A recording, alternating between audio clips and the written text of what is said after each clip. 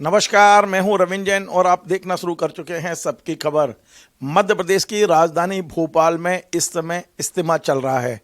इज्तिमा यानी मुसलमानों का देश दुनिया में सबसे बड़ा ऐसा आयोजन जहां से कुछ न कुछ शिक्षा लेके ही आदमी निकलता है। इस इज्तिमा का पहले क्या स्वरूप था, अब क्या स्वरूप है, क्योंकि ये कहा जाता है कि भोपाल में 44 से 47 के बीच में 10-12 लोग इज्तिमा शुरू किए थे। अब 12 लाख लोग देश और दुनिया से इस आयोजन में आए हुए हैं। मैंने इसके पहले भी कार्यक्रम बनाया और उसमें बताया था कि किस तरह 45,000 स्वयंसेवक इस पूरी व्यवस्था को संभाले हुए हैं और पुलिस को मदद कर रहे हैं। मेरे साथ एक ऐसे शख्सियत है जो पिछले 40 साल से इस इज्तिमा की रिपोर्टिंग दैनिक भास्कर के लिए कर रहे हैं। 40 साल एक व्यक्ति और एक ही अखबार, लगातार। केवल एक साल जब कोरोना था तब इज्तिमा नहीं हुआ था, लेकिन भोपाल में 1992 के दंगे के दौरान भी इज्तिमा हुआ था और तब भी रिपोर्टिंग की थी अलीम बजमी जी ने। अलीम बजमी जी मेरे मित्र हैं, मेरे साथ दैनिक भास्कर में हम लोग साथ रह चुके हैं, लेकिन इज्तिमा को लेकर उनके पास इतनी जानकारियां हैं जो शायद ही भोपाल में और किसी के पास होगी। मैंने बड़े आग्रह के साथ आज उन्हें अपने स्टूडियो में बुलाया है। मैं समझता हूं कि ये इज्तिमा का जो संदेश है वो क्या होता है। अलीम जी, आपका बहुत बहुत स्वागत है। पहले मैं बधाई देता हूं कि एक व्यक्ति, एक अखबार और 40 साल, आपको बहुत बहुत बधाई। धन्यवाद रविंद्र भाई। और 40 साल से आप इज्तिमा की रिपोर्टिंग कर रहे हैं। आपको क्या अंतर क्या लग रहा है इसको लेके, क्योंकि देश दुनिया पूरा युग बदल गया। ये 40 साल मतलब कहना चाहिए कि युग बदलने की हुआ है। हमने कितना कहाँ 40 साल पहले आप वो जो ब्लॉग बना के अखबार में छापा करते थे, आज हाईटेक हो गए। इज्तिमा को आपने कैसे बदलते हुए देखा है? देखिए, ये हम सब के लिए और ख़ास करके मैनेजमेंट के स्टूडेंट्स के लिए लर्निंग का पार्ट है। इसमें हमको लर्निंग मिलती है। जो डेवलपमेंट समय के साथ अलग अलग प्रकार के हुए, चाहे टेक्नोलॉजी के लेवल पर या भाषा के लेवल पर या व्यवस्थाओं के लेवल पर, उसका रूप और स्वरूप हमें सीखने समझने को मिलता है। दरअसल पहले आपको इज्तिमा का मैं अर्थ बताऊं कि आलमी तबलीगी इज्तिमा यानी आलमी यानी विश्व, तबलीगी यानी प्रचार, इज्तिमा मतलब एकत्र होना, यानी दुनिया भर के लोग सामूहिक रूप से एकत्र होकर अपने धर्म की बात करते हैं, प्रचार करते हैं। इस इज्तिमा के अंदर संदेश दिए जाते हैं। एक होता है धार्मिक संदेश। धार्मिक संदेश होता है पैगंबर हजरत मोहम्मद साहब के बताए हुए मार्ग पर चलो। दूसरा होता है कुरान का संदेश। कुरान का संदेश इसलिए कि अलग अलग कालखंड में यानी 23 वर्षों के अंतराल में पैगंबर हजरत मोहम्मद साहब के ज़माने में आयतें नाजिल हुई थी। नाजिल होने का अर्थ होता है अवतरित होना। तो वो जब आयतें अवतरित हुई थी तो किन काल परिस्थितियों में अवतरित हुई थी ये जानना ज़रूरी है, ताकि किसी बंदे को कोई समस्या आती है, कोई परेशानी आती है, तो रब से उस काल परिस्थिति से मैच करने वाली आयत को पढ़ते हुए वो फरियाद करे बारगाह इलाही में। बारगाह इलाही यानी उसका घर, इबादत का घर, अल्लाह का घर। तो इस इज्तिमा में वही बातें होती है। इसमें नैतिक शिक्षा होती है, सामाजिक शिक्षा होती है, चारित्रिक शिक्षा होती है, कर्तव्य के निष्ठा की शिक्षा होती है, समर्पण की शिक्षा होती है, मातृभूमि से प्रेम की शिक्षा होती है, एक दूसरे के प्रति सम्मान करने की, परस्पर विश्वास करने की, आपसी सौहार्द की, भाईचारे की, और सबसे बड़ी बात पड़ोसी के प्रति दायित्व की और मानवता की। अगर आप मुसलमान हैं और आपके अंदर मानवता का अंश नहीं है तो इस्लाम इस बात से बहुत ज़्यादा नाराज़ होता है और इसको बंदों में इसको पसंद नहीं किया जाता। 4 दिन का ये इज्तिमा जो किसी समय 3 दिन का था, उससे पहले 1 दिन का था शुरुआती में। लगातार मजहबी तकरीरें होती। इन मजहबी तकरीरों में कुरान का और पैगंबर हजरत मोहम्मद साहब का संदेश बताया जाता है। इस इज्तिमा में तकरीरों के अलावा 2 बहुत इंपॉर्टेंट चीज़ें होती हैं। एक होता है बौद्धिक सत्र, एक होता है शैक्षणिक सत्र। ये बौद्धिक और शैक्षणिक सत्र उन सभी लोगों के लिए होता है जो कॉरपोरेट में, सरकारी गैर सरकारी मुलाजिम हैं, डॉक्टर हैं, आर्किटेक्ट हैं, इंजीनियर हैं, कॉन्ट्रैक्टर हैं, किसी भी तरह के पेशे से जुड़े हैं, किसी भी तरह के कारोबार से जुड़े हैं। उसमें उन्हें ये सुनिश्चित करना पड़ता है कि इस्लाम की रूए नज़र से अगर आप किसी मरीज़ का इलाज करते हैं तो उसको क्लाइंट समझ कर ना करें, इंसानियत समझ कर उसका इलाज करें, और इंसानियत के नाते जितनी आप उसकी खिदमत कर सकते हैं उतनी आप खिदमत करें, ताकि वो मरीज़ को जल्दी अल्लाह ताला आपके इलाज से शिफा दे सके। पहली बात। अगर कोई आदमी किसी दफ्तर में मुलाजिम है तो वहाँ अपना काम वो ईमानदारी से करे, वहाँ वो उस काम को इबादत समझ कर करे। कि साहब रोज़ा है मैं काम नहीं करूँगा, ये इस्लाम नहीं कहता, ये कोई भी उलेमा नहीं कहेगा, ना इसकी बात की पैरवी करेगा, ना इसका समर्थन में खड़ा होगा कि साहब रोज़ा है तो हम दफ्तर नहीं जाएंगे, काम नहीं करेंगे। इज्तिमा में यही बात समझाई जाती है कि आपको अपने ज़रूरी अरकान भी दुनियावी एतबार से यानी दुनियावी जिम्मेदारियों के साथ पूरा करना है, बोझ नहीं बनना है। सरलता सहजता के साथ अपने दायित्वों का श्रेष्ठतम तरीके से निर्वहन कीजिए, ये इस्लाम का संदेश है। आपने मुझे बताया कि भोपाल में एक समय ऐसा आया था जब इज्तिमा को जब ताजुल मसाजिद में ट्रांसफ़र किया था और वहाँ व्यवस्थाओं के लिए शायद उस समय कोई उद्योगपति थे, वो आगे आए, उन्होंने मदद की। जी हाँ, जब ताइल साइद में ये इज्तिमा आया तब ताइल साइद की अवस्था बहुत ख़राब थी, ऊबड़ खाबड़ था, फर्श नहीं था, छत नहीं थी, काफ़ी हिस्सा खुला हुआ था।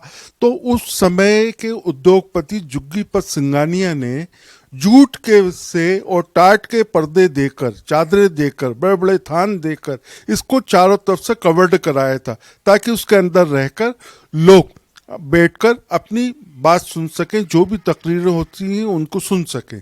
उसमें सबसे बड़ा योगदान जुग्गीपत सिंघानिया, जो देश का सबसे बड़ा औद्योगिक समूह है और उसके जो वर्तमान सिंघानिया के जो ग्रैंडफादर थे, उसका इस इज्तिमा में पिछले रूप में अंदर यानी पिछले दरवाजे से एक बहुत बड़ी भूमिका है। और आपको खास बात बताऊं, उसका कोई शुल्क नहीं लेते थे।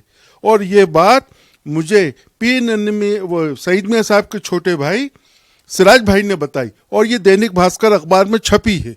बजमी जी, ये भी मैं जानना चाहता हूं कि इतनी सारी व्यवस्थाएं होती हैं, एक छोटा सा कार्यक्रम करते हैं तो उसको संभालना मुश्किल होता है। 12 लाख लोग इस शहर में आ जाएं और एक जगह ना तो ट्रैफिक जाम हो रहा है, ना लोगों को असुविधा हो रही है, किस तरह से इस चीज़ को मैनेज किया जाता है? और एक बड़ी बात है कि हम छोटा से अभी काम करते हैं तो पोस्टर पे अपना फोटो और नाम चाहते हैं। पूरे शहर में मैंने अभी तक एक पोस्टर नहीं देखा कि इज्तिमा में काम करने वाले, कई कई दिनों तक जगने वाले, 2 महीने तक पूरी तरह से वहाँ अपना समय देने वाले, एक का ना तो कहीं नाम है और ना फोटो है। देखिए, मैं आपको इसमें सबसे बड़ी बात बताऊं, इस्लाम में इबादत और खिदमत दोनों की नुमाइश नहीं है, न नुमाइश की इजाज़त है। खुद पैगंबर हज़रत मोहम्मद साहब रमज़ान के अंदर तरावी एक बंद कमरे में पढ़ते थे और वो अपनी नमाज को नुमाइश नहीं बनाते थे। और अगर कभी खिदमत करते थे तो कभी किसी से जाकर कहते नहीं थे कि मैंने फला पीड़ित की सहायता की, उसकी सेवा की, उसकी मदद की।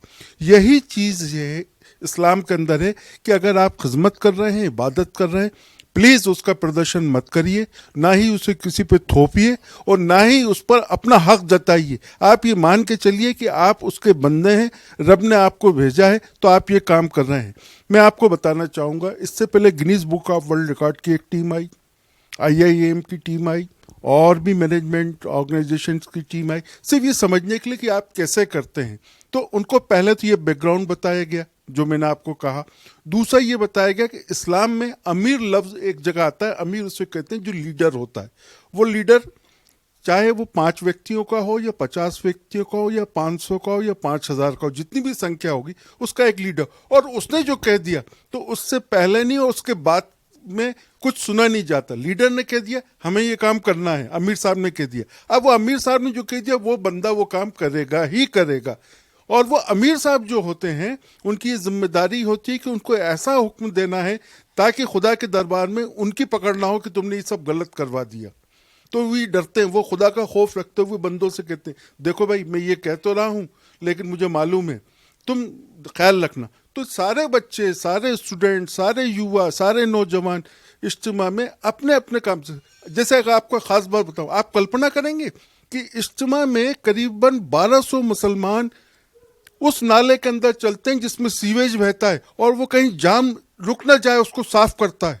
आप कल्पना करेंगे, वो सफाई मित्र नहीं है, सफाई कामगार नहीं है, नगर निगम का कर्मचारी नहीं है। वो मुसलमान हैं और वो श्रेष्ठी वर्ग में से हैं। आपको ये और आश्चर्य होगा, तो संपन्न परिवारों से, संपन्न परिवार के, और वो सीवेज के अंदर घूम के सीवेज साफ करते हैं और कभी आके प्रचार नहीं करते। किसी को असुविधा ना हो जाए, किसी को असुविधा ना हो जाए, किसी को परेशानी ना हो, ब्लॉक चौक ना हो, दुर्गंध ना फैले, उस दुर्गंध के कारण वातावरण जो है प्रभावित ना हो। और वो चूना छिड़कते हैं और वहां जितना तरह का रसायन होता है वो डालते हैं। भाई मुझे ये बताया गया कि पिछली बार 30,000 स्वयंसेवक थे, वॉलेंटियर। इस बार 45,000 वॉलेंटियर हैं और वो केवल इज्तिमा स्थल पे नहीं, पूरे भोपाल और भोपाल के आसपास फैलकर जहां उनकी ड्यूटी लगाई गई है वहां वो अपना काम कर रहे हैं। इनको कैसे रजिस्ट्रेशन होता है, कैसे ड्यूटी दी जाती है, कैसे इनकी भोजन की व्यवस्था होती है, कहाँ सोते हैं, क्या करते हैं, कैसे करते हैं? देखिए, हर्जा खर्चा तो हर व्यक्ति को स्वयं अपना करना पड़ता है, उसके लिए कोई फंड नहीं है, किसी तरह का कोई चंदा नहीं होता।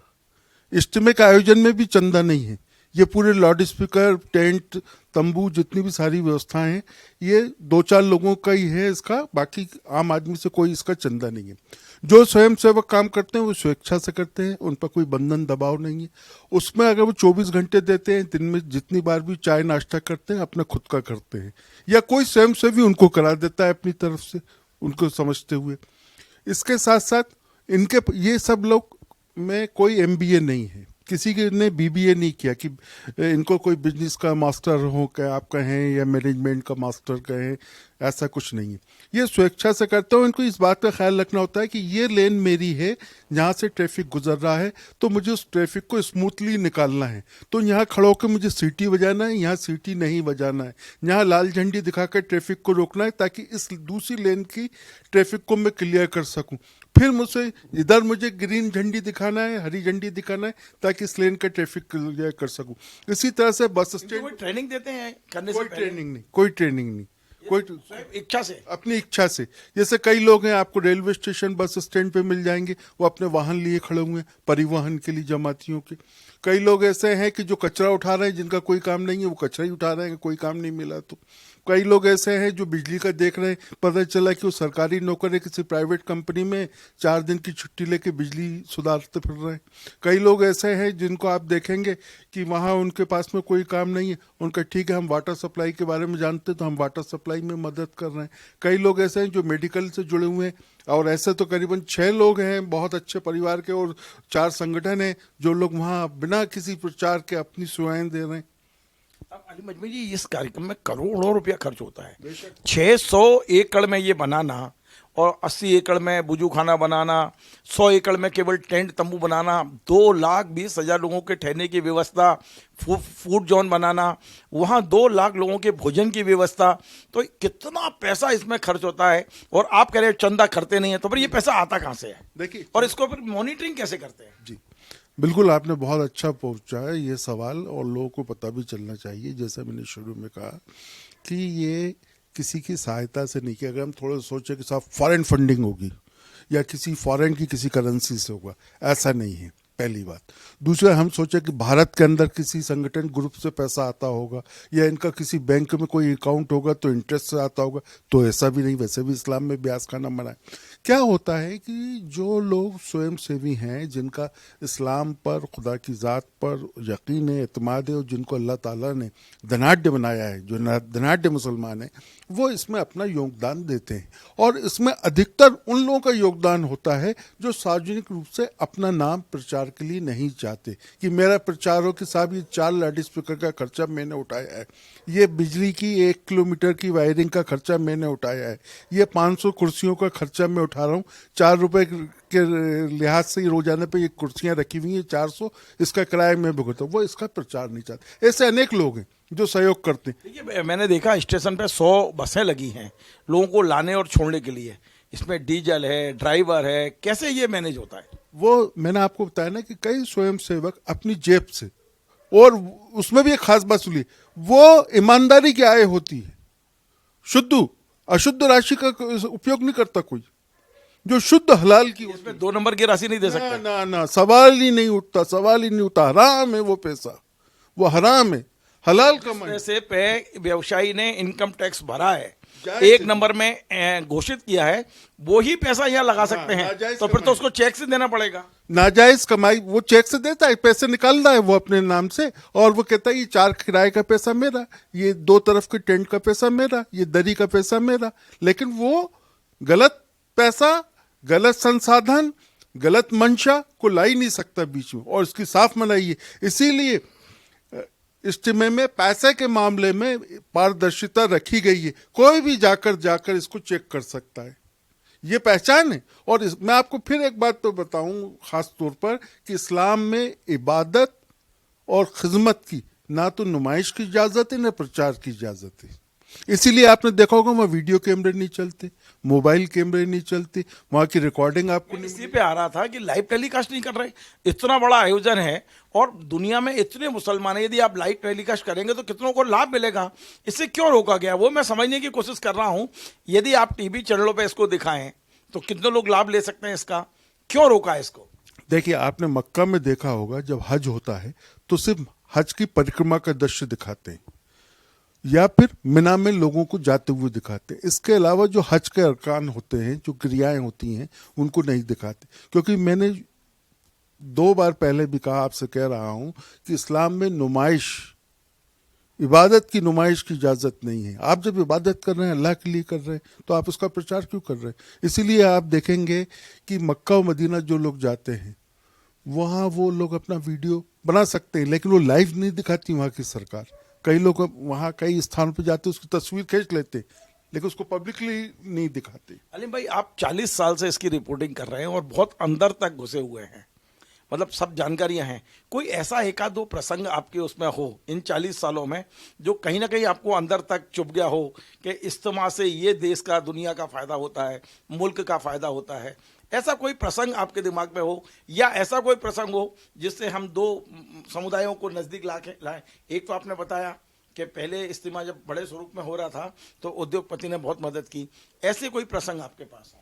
देखिए, इज्तिमा के अंदर सबसे बड़ी बात ये होती है, ख़ास बात, कि या तो वहाँ ज़मीन के नीचे की बात होती है या आसमान के ऊपर की बात होती है। ज़मीन के नीचे से मेरा आशय है कि आपको मरने के बाद आपका क्या होगा, और ज़मीन से ऊपर की बात ये होती है कि अल्लाह ताला आपके बारे में क्या सोच रहा है, तो वो होगी ज़मीन। अब बीच का नहीं होता, तो क्योंकि इसमें बंदे को ये बताया जाता है कि आप दुनिया में आए हैं एग्ज़ाम देने के लिए, आपको यहाँ एग्ज़ाम देकर चले जाना है, और आपका रिजल्ट जो है वो आखिरत में आएगा, यानी प्रलय जब आएगी तब आएगा कि आपके कर्मों का फल क्या रहा, आपको कितने नंबर आए आपके, उसी हिसाब से स्वर्ग में आपका स्थान तय होगा, यानी जिसे हम जन्नत कहते हैं।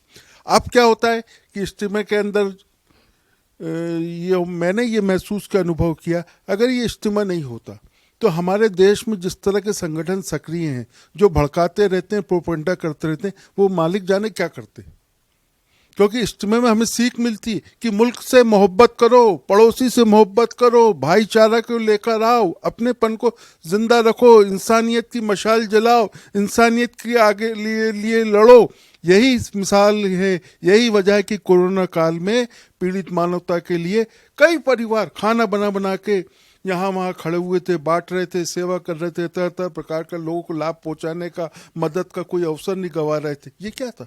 ये इज्तिमा का संदेश तो था जो कुरान के निकला। इससे पहले गैस कांड में लोगों ने देखा, आपने पुराने शहर में वो हादसे में बहुत बड़ी तादाद में, एक बहुत बड़ी संख्या में लोग प्रभावित हुए थे और सब लोग निकल पड़े सेवा के लिए।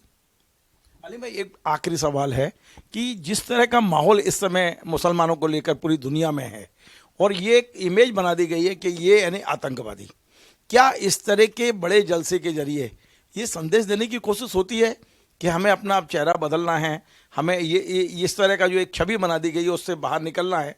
ये क्यों नहीं होता कि कुरान के साथ में कंप्यूटर हाथ में हो, जैसा नरेंद्र मोदी जी ने आते ही संदेश दिया था, कुरान और कंप्यूटर दोनों हाथ में हो? एक सवाल और मेरा रह जाएगा, वो ये है, वो दोनों एक साथ पूछ रहा हूँ, इस इतने बड़े जलसे में अब महिलाओं को क्यों दूर रखा जाता है? जब आप बराबरी की बात होने लगी है तो महिलाओं के लिए बेशक पर्देदारी करें, पर उन्हें भी बुलाना चाहिए, उन्हें भी ये सुनने का हक होना चाहिए। देखिए, सबसे पहले तो मैं आपको बताऊं कि इस्लाम के अंदर समाजशास्त्र है, विज्ञान है, गणित है, भूगोल है, पर्यावरण है, ऐसे तमाम विषय हैं, क्योंकि 30 पारों के कुरान में अल्लाह ताला ने 3 पारों में अपनी तारीफ की और 27 पारे जो हैं वो हमारे एजुकेशन से जुड़े हुए हैं, जो हमारी लाइफ स्टाइल से, हमारी लाइफ से संबंधित है। इसलिए पहली बात हो गई है। दूसरी बात, महिलाएं जो हैं उनको इसलिए नहीं बुलाया जाता कि ऐसी हमारी मान्यता है कि महिला जो है मनुष्य की शरीर की पसली है, यानी उसके अंदर है, जो उसके अंदर है उसका हम प्रदर्शन नहीं कर रहे हैं, इसलिए हम महिला को नहीं बुलाते। महिला की उपस्थिति किसी भी पुरुष की उपस्थिति के साथ स्वाभाविक रूप से हो जाती है, क्योंकि जब महिला का निर्माण हुआ तो पुरुष की पसली से हुआ। ये उसके पीछे एक धार्मिक मान्यता है। और जो मैंने कहा कि एक जो छवि पूरे देश दुनिया में बनी है, उस छवि को खत्म करने के लिए इस तरह के आयोजन कितने कारगर साबित हो सकते हैं? देखिए, उसका तो सबसे बड़ी बात यह है कि परवरदिगार ने खुद कहा है, और हम लोग कहते हैं कि ला इलाहा इल्लल्लाह मोहम्मद रसूलुल्लाह, क्योंकि हमारा जो अल्लाह है, जो हमारा जो रसूल है, वो खाली मुसलमानों का नहीं है, सारे आलम का है। आलम यानी पूरी दुनिया का है ना, क्योंकि रब्बुल आलमीन है। जब वो रब्बुल आलमीन सारे रब का है, जब सारे रब का रब्बुल आलमीन है, तो अलीम बज़मी कौन होते हैं? रवींद्र जी का रास्ता रोकने वाले, उनकी रास्ते में बाधाएं पहुंचाने वाले, क्योंकि हमारा रब तो उनकी भी चिंता कर रहा है ना। अगर हम अपने घर में रोटी खा रहे हैं तो वो भी रोटी खा रहे हैं, उनको भी दे रहा है। अब ये बात अलग है, उनका परिश्रम अधिक है तो इसलिए उनको ज़्यादा अर्निंग हो रही है, हमारा परिश्रम कम है तो हमारा अर्निंग कम हो रही है। लेकिन रब दोनों को दे रहा है, और दोनों को सुबह भूखा उठा रहा है, लेकिन रात को भूखा नहीं सुला रहा है। लेकिन क्या हुआ है, कुछ संगठनों ने बड़ी चतुराई से, और ये इसमें अंग्रेज़ों का बहुत बड़ा योगदान है, क्योंकि जब 1857 की क्रांति विफल हुई, जिसमें पूरे हिंदू मुसलमान सब एकजुट थे, उनका इस देश को तोड़ना है तो हिंदू मुसलमान का भेद चालू करो। उससे पहले का अगर आप इतिहास देखेंगे तो भारत में हिंदू मुसलमान का भेद नहीं था, ये ब्रिटिश भेद पैदा कर गए। उन्होंने इस प्रकार से भेद किया कि हमारे रीति रिवाज और संस्कारों को ठेस पहुंचे, तोड़ें, ताकि ये लोगों में शत्रुता बने, वैमनस्यता आए और आपसी विश्वास कम हो।